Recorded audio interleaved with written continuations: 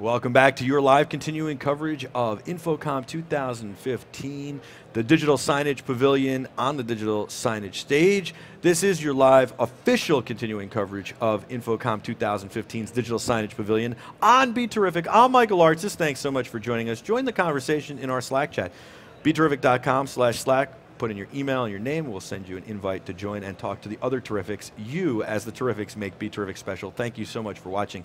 You know, we have a lot of support from a lot of great companies this week here on the stage, including New Tech, who has the TriCaster, an amazing product, and the Talk Show, and we just heard about the 3Play, which is their video replay system. The Talk Show is their Skype interface that allows us to do some amazing things with Skype. We've got Vadio, Vadio.com, and Vadio has provided the PTZ cameras that allow us to move the cameras around using one guy all remotely, pan, tilt, and zoom. They're amazing cameras, Vadio.com, newtech.com, and there's another company I've been talking about all week. It's a division of Panasonic. It's called Panasonic Digital Communications, and what they do is digital signage, amazing, amazing digital signage, and they've provided the digital signage not only in our booth, but also 5187 is the booth. If you're coming tomorrow, come check us out, say hello, sit in the audience, ask a question, but also around InfoComm to allow people to know that not only is there the BeTerrific live show going on, but that you can come and watch as a viewer, and here is the schedule, by the way, and if you want, ask a question. That was all put together by Craig's team, Chris and the guys. They're a great team, and Craig is here joining us from PDC, Panasonic Digital Communications. Craig, thank you so much for coming on and joining us. Thank you, Mike. Thanks for putting that together, by the way, and for supporting us. It's been wonderful. It's been wonderful working with you, too. Thank you. It's beautiful, by the way. I know that it took a while to put together, but only because we had to figure out what to put on it, which is a normal consideration, I guess, with digital signage. Other than that, you guys put it together pretty quick. Yeah, we've already been in the industry for 15 years, and we've rolled out 30,000 screens. This is something that's very standard for us and normal. Exactly as you said, it's about getting the content down and pat for us. So let's talk about the setup we have here, and walk me through that, and then we can talk about other setups you've done around the globe and what you guys are, what your sweet spot in the digital signage landscape is. What our sweet spot is right now? Well, no. I'm saying let's. Okay, I'm just giving. I guess I gave the viewers an outline of what we're Okay, going to talk no about. problem. So I'm saying for you, just start out. Tell us how our system is set up and how it's laid out, and how it interacts with all the screens interact and stuff like that. Well, it's all cloud-based. There's a template that's made based on your requirements. The scheduling's all done through our cloud, and every request we just update it. There's a database that we type in the time, the name of the speaker, and it automatically gets put up to the cloud. It's all simple, done through the web GUI. So then we have a Panasonic screen, and what sits on the back of each one of these screens? Is there anything that sits there? Each screen has a player, Okay. one of our digital signage players on it. That's connected to the internet, that's connected to the cloud, and besides that, all you need is a computer with a notebook that connects to the internet too, with a browser in it. And that's all you need to start changing content. Now, who changes the content? Do I have somebody at my end who does it, or you guys service it all the time? We can do both. I mean, Okay. if you have a staff that wants to do that, that can be done. If you want us to do it, we can take that on as an outsource. I think this time we took it on as an outsource for you, Yes, and we yes, handled absolutely. it. Yeah, but it's very simple, straight and forward, just typing in letters, but gets put out on a template. So. Tell me about some of the projects you guys have had around the world. We've done many. We've been in the industry from 2001, as I said. What's your most exciting project? One would be the vending machine, Mm-hmm. the JR Japan Water vending machine, which was the first interactive vending machine that went into actual product and use in the field. We've actually deployed 500 of these interactive vending machines outdoors, and it has a camera that's a facial recognition camera, where if you stand in front of it, it'll recognize your demographics of your age and your gender, and based on that, it recommends you a drink, and you can buy a drink. Wow, that's very high tech. It is at the time. It is very high tech. It's high tech today, and it's old at this point for you guys. It's old. It's For old us, news. it's actually old. Yeah, exactly. And Panasonic is a well-known company. They make great displays and all sorts of other products, shavers, even consumer electronics, great cameras, both consumer and professional, all sorts of great products. Talk about what your sweet spot is. It's digital signage, systems, CMSs for that, controlling the screens. We're very good at large deployments, national, global. So this is a very, very small deployment. I would think when we first talked on the phone, you almost laughed. What, 3 screens? Yeah, no. Oh, yeah, okay. We usually, for us, small would be 100. This is a micro deployment. It's a micro investment kind of. It's a really small project for us. But something usually we do about 100 to 1,000. That's sort of our sweet spot. Large deployments, I guess, in the industry. We work with a lot of global clients. Some of them are Citibank. We've rolled out for globally. We also have rolled out for, we have offices in Shanghai. Well, we don't have an office. We have rolled out in Shanghai, Hong Kong for large buildings, office buildings. Shopping centers across Asia are sort of our sweet spot of digital signage. Very cool. And how people go to, how do people find out about you guys? You can come to our website, www.pdc-pana.com. Yeah. Or look up PDC and digital signage. You'll probably hit our site. Another one is, well, we just had the Japan digital signage show, which just ended, so that's not going to be for a year. Those two are probably main ones if you want to come to us. So we've got one of our viewers in the Slack chat. His name's Satan's Pawn, and he wants to know if you guys are going to do some stuff with gaming, digital signage for gaming, and gaming, like, I guess, conventions and gaming events. Yeah, we are. We're looking into that. We're trying to figure out an interactive, so sort of still in development, where we're trying to figure out if there's any potential with interacting, like having screens in restaurants, for example, and you're watching a sports game. Is there any way to interact with the customers in there and go, hey, do you want to make a bet on, on the Raiders, or do you want to make a bet on which team you want to make a bet on? Get more interaction going between the customer and the viewer. Right now, digital signage seems to be one way.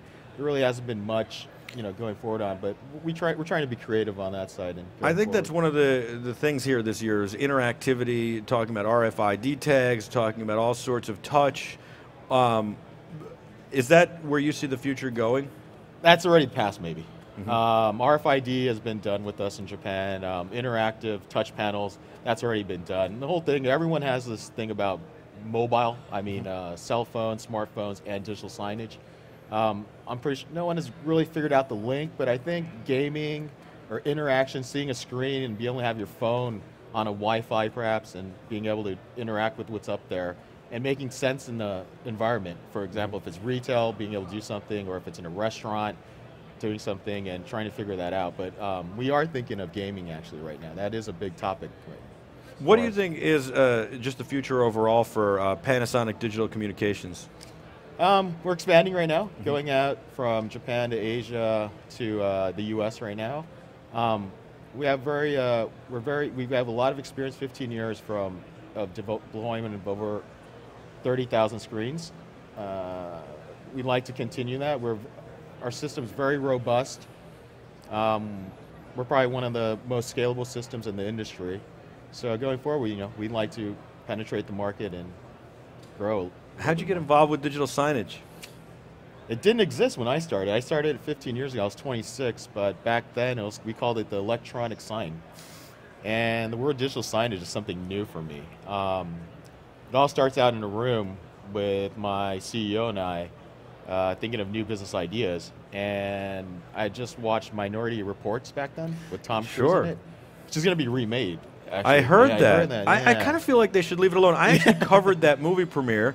It was the first. It was really the first major motion picture movie premiere I covered. I covered a couple of movies with Diane Lane and Richard Gere at the time, and a couple other things. But this was the first blockbuster, I would say. I guess is what I should say. It was. And I interviewed Spielberg and Tom Cruise, and I remember saying to Spielberg, talk about the message of the movie, because it had a really good message. And then my second question to Spielberg, I'll never forget, I don't remember the other questions, but my second question to Spielberg was, how did you dream up and really come up with this idea of the future? And he actually had a great answer. He didn't dream it up so much as he went and talked to people in the different industries and asked them what they thought the future would bring, and kind of put those together. I thought that was a great answer. He really did his research. He didn't just go, okay, this is what I think. Yeah, I got to actually meet the MIT professor who designed that that interface. Yeah. Just a couple months ago. That's pretty cool. Yeah, I was in San Jose, I think, and got a phone call, and I went out, and there was a professor actually who helped him out on the future of all the technology, and I actually got to meet him. I wanted that watch so badly, I called Bulgaria. I was like, how do I get one of those? They're like, it was a prop. But, well, yeah, our company started... I'm a watch guy. I love watches. And cars. Oh, anyway, so the company starts. So you watch Minority Report. And there's a scene in there where Tom Cruise walks, and I think it scans his eye, and it goes, "Hi, Tom Cruise," or I forgot his name. Yeah. And it goes, "Would you like a Lexus?" So that was sort of the future. We knew that posters were going to become digital, screens were getting thinner. There was, it's sort of, in the future, it was all going to be digital. So we said, why don't we start a broadcasting company, or a company that would provide content or services, not just the hardware, for electronic screens back then, not digital signage. Until to this day, digital signage sounds nice, but I mean, I still like calling it electronic screen sometimes, or electronic media. But yeah, that's how we started out. And believe it or not, our first screens that we deployed were all DVD. And yeah, I used to call it the taxi distribution, where we used to actually take a DVD and run around and change them. But then ADSL popped up, speeds got faster, everyone's streaming now, so it's evolved obviously over the years. But I think it has to go to the next step, where it's more towards that goal in Minority Reports, where it's interesting for the user, it makes sense, it's not just a static image going to you. And I think it's for us in the industry to really, everyone in the industry to drive that and make it more appealing and for the users. Very, very interesting, and I think you're probably right on that, and that's what we've been talking about a lot, especially on the wrap-up show with Jim Nista and Mike White, and I know Jim and his company Instio are working towards that with Beacon and being able to hit your phone, get some information, and come back with an ad that's appropriate for you, as opposed to sending you and pushing you something. It's amazing, though, that Minority Report is old enough for them to remake it, although Ben Rathig in our chat room says it's not going to be remade. It's going to be a TV show, which will be the sequel. But I heard it's going to be remade as a movie. I think I don't know. I'm not sure he's right on that. Sorry, I might be wrong on that. No, I think you're right. I think he might be wrong, but maybe he's right. I don't know. I'm sorry. Either way, doesn't it seem too soon? Yeah, I'm feeling... old now. I'm feeling old and creaky. I know. It's like one of those things that should happen to our parents, right? Not us. They should be remaking Gone with the Wind, not Minority Report. Exactly. So what do you think of InfoComm in general? That was great. I mean, today I heard that there's a record-breaking number of people attending this year. Wow, that's awesome. I definitely believe that. I think more companies and more people need to descend on InfoComm 2016 for sure. We just had this company Pomo on, po-mo.com, very innovative company, and they said for sure they're going to be here next year. They just couldn't make it this year, but they're a startup, and a lot of these companies started as startups. Exactly, and you got the big players here, but you've also got a very, on this side, startups and smaller companies that are coming in, and there's so much more traffic than a lot of other shows, and I think it's very good. And you guys, I guess, started as a startup as well, so it's a great story. And then you were acquired by Panasonic? No, we were funded from the beginning from Panasonic. Wow. I'm an ex-Panasonic employee, but not anymore. I reside at PDC right now. But, okay. And when you were a kid, did you want to get into this? I've always been in programming, and I've always, I used to be a cartoonist actually in my life, so I was a designer. So, and I've always been in programming. I've been always an AV freak, sort of. So digital signage was sort of natural for me. Very cool. Took overall advantage of my talents. I could draw, I could do design, I could program, and I knew AV. And that was the whole three links that you probably needed in the industry to get in there. So.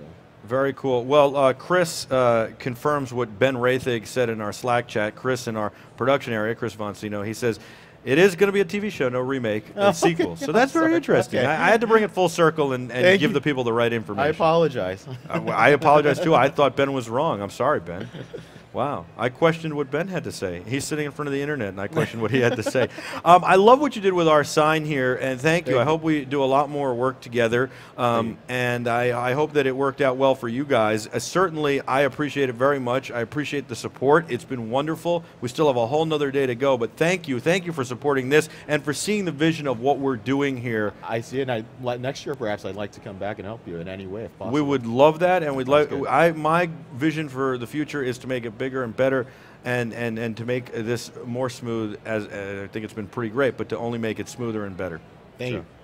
We'll try to support you in the future too, next year too as well. Thank you so much. I am forever grateful. BeTerrific is forever grateful, and so are the Terrifics who make BeTerrific special. That is Craig from PDC, Panasonic Digital Communications, and of course he's got a great team, Mo and Chris and all sorts of great guys. But they're all terrific. They worked through the night one night to get this going for us because we were late getting them information, and I really appreciate that. We'll be back with a whole lot more on your live continuing coverage of InfoComm 2015 here at the Orange County Convention Center in Orlando, Florida. This is the Digital Signage Pavilion. You're on the Digital Signage stage on BeTerrific. You're the Terrifics. I'm Michael Artsis. Don't go anywhere. We'll be right back.